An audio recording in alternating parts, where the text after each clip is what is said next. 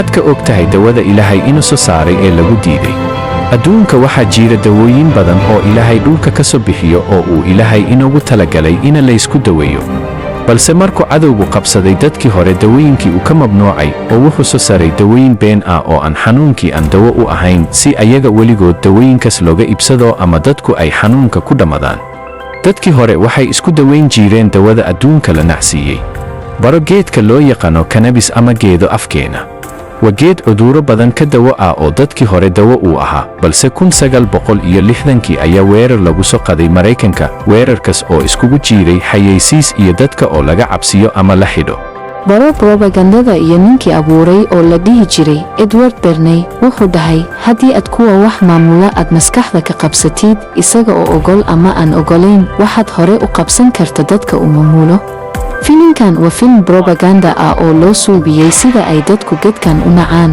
waa hubal inaad dadkii hore aad ka maqashay hadalkan waan ogahay waxaad ku fikiraysid waa maxay geedkan maxaa ka dhigay khatarta inteen ka hela geedkan geedka waa la duuba kaqiisana waxaad ka helaysaa in yar oo raxo ah kadibna waali ayaad ka khadaysa bal is eeg sida tahay ma is xasuusata qofka tahayd dhiibkas waxaa ka dambeeya waa geedkan beentas ayaa dheeratay oo ila Afrikana lagu keenay ayaguna billions ayay ka suubiyaan anagana way ino keeneen oo wala mamnuucay dadkii naga horeeyay ee jaahilka ahaa kuwan hadda joogana sharcigi galada ay haystaan waa sababtas dhulkeena lagu diiday ee naloga mamnuucay wayo waa wadan iyo dad la haystee ah balse Maraykanka iyo adduunkuna lacag badan ayay ka sameeyaan sanadkii geedka iyo saliidisiisa oo sebede la dhaho kadib ayaa adduunka ka gadan baro inta cudur ee geedkan ilaahay ina siiyey uu ka dawo yahay kow xanuunka ayuu jiidhka ka qada iyo xididka laba mataga iyo calool xanuunka ayuu joojiya saddex cuntada dadka diida cuntada u fuura dadka iska matajiyana uu ka joojiya xanuunkaas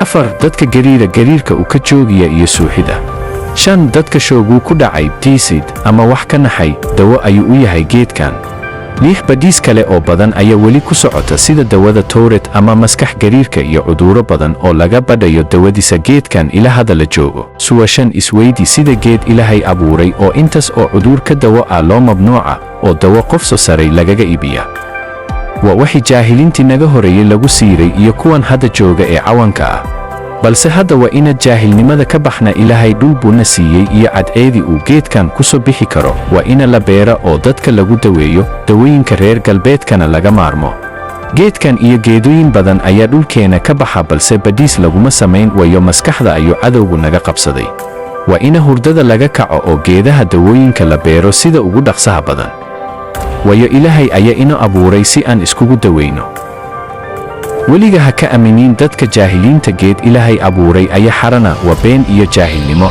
si guud bifariintan How you feeling? It's been a bit of a rough week, really. And the best way to take it is put it under your tongue and rub it in your cheek.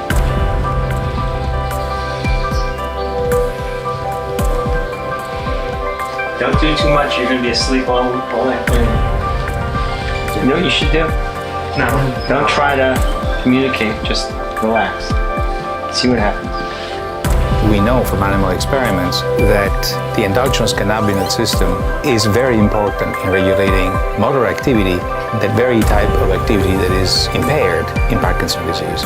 From animal experiments, we also know that boosting certain branches of the endocannabinoid system is helpful in relieving symptoms of Parkinson's. Finally, from anecdotal information, we know that certain patients who smoke marijuana experience relief of their symptoms. I think you're calmed down. Isn't it amazing? He used just a single drop, and his hands afterwards were rock steady, and the dyskinesia left. It was too bad.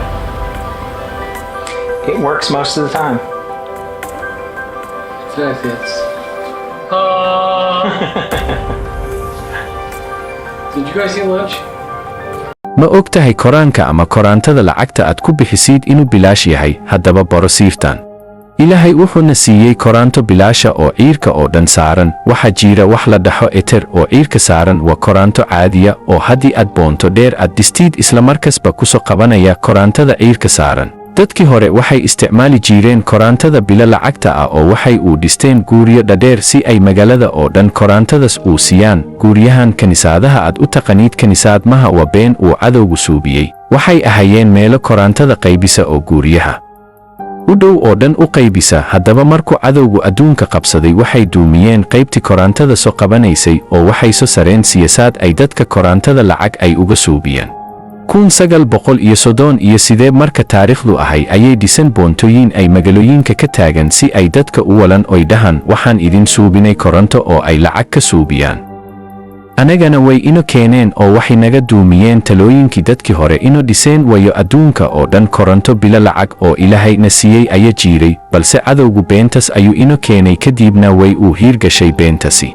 haddii aad dhistiid boonto dheer oo 1 mitira waxaad ka helaysaa 100 volti ah, 2 mitirkiina waxaad ka helaysaa 200 oo voli ah, 3 mitirna waxaad ka helaysaa 300 oo voli ah. Sidaas ayaa uu si soconaysa. Waxay ku xidhan tahay boontadu inta mitir ay tahay sidaas ula soco.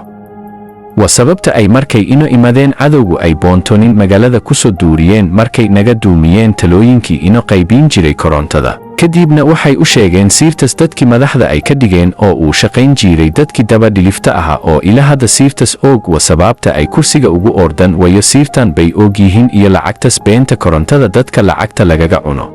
u fiirso magaalooyinka cadowgigu soo degay Muqdisho, Djibouti iyo haragisa boontooyinka waxay ku wareegsan yihiin magaalada ila magaalada dibadeeda kadibna way soo noqdaan oo meel bay iskugu tagaan. waa korontadii ciirka laga keenay oo la farsameeyay. wax ay ayagu abuureen maha ilahay ayaa iska lee oo ina siiyey. adduunku waa boqortooyadii ilahay, wax walbana waa bila lacag, koronto ila biyo iyo cunto waa wax ilahayna siiyey. tasi ogow oo hurdada ka toos iyo jaahilnimadan aad ku jirtid iyo qabilkan beenta lagugu nabay ee dadka walalaha lagugu diray sida ku jiir oo isdhamee. waana sidoo cadowgu rabo inaan isdhamayno.